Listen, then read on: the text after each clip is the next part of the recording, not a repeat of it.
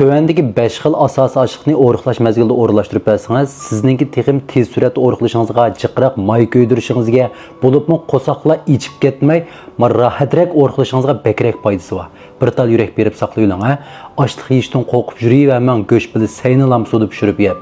Birincisi, sulu yarımsı, yemməy piyan. Sizə oxşaş məmi yaxtırıb ketməyəm onun təmini. Amma ozuqluq qiyməti bək yuqori. Toyunuş duyğusu texmi uzun. Yeməklik talası köp. İçimizdə obdan keltirdi. Əgər quruqlamında yeyishni yaxtırmısanız, ətigini azraq meyvəyə aralashtirsanız, yoki bir yerlik şekersiz qiytiqə aralashtirsanız, ya sütə aralashtirib yesanızmı, xeyli yeyishlik bo'ladi. Gerçi özümüzün aklına yetmesimi, ama ozuqluq qiymati yuqorida. İkincisi, ying tuydu degan purchaq. Bunun yeməklik talası bək köp, onun ösümlük aqsilimi nəhayət köp. Hər 100 gramında 13 gram aqsil var degan gap. Siz aşını özünüzden pişirip yesanızmı, meyli, yoki meyfen dümdigan vaqtda azraq savitib pişirsangizmi bo'ladi. Onun tərkibidagi kangshintian degan nomli bizning oruqlashimizga bək foydasi var. Üçüncüsü, kunva, limək. Ozuqluq qiymati bək yuqori. Onun aqsil maddasi yuqori. Hər 100 gramda 14 gram aqsil var degan gap. Tərkibidagi yeməklik talasimi nəhayət köp. Bizning qon şekerimizni bək yaxshi kontrol qiladi. Onu özünüzden dümləmisiniz mi? Mesela meyfen dümləyəndə aşağıdan bir sıqını töküb dümləsiniz, ağ meyfəndəki şeker maddəsini unda bək örültüb etməydi.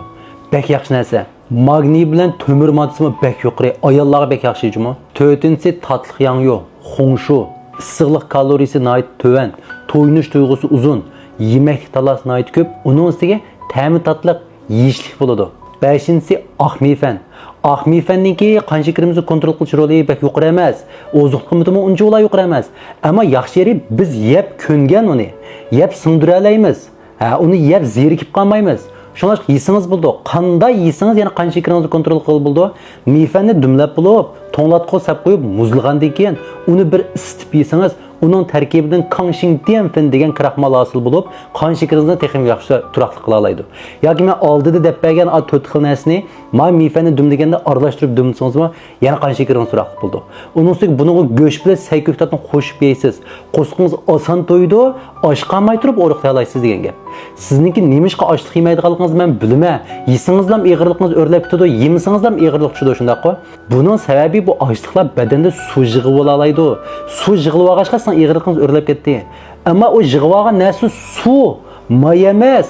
Meyli onun sebebinden 1-2 kilo ig'irlik o'rlab ketsa, chunki siz o'riqlayversiz yana badan qiyofatingiz o'riqlaydi. Faqat ig'irligingiz ya azroq tushmaydi, ya ost tushadi, ya 1 kilo o'rlab turadi. Meyli emasmi ig'irlik tushmasa? Diqqatingizni xatoga markazlashtirib olmoqchimi? G'ayrat qiling.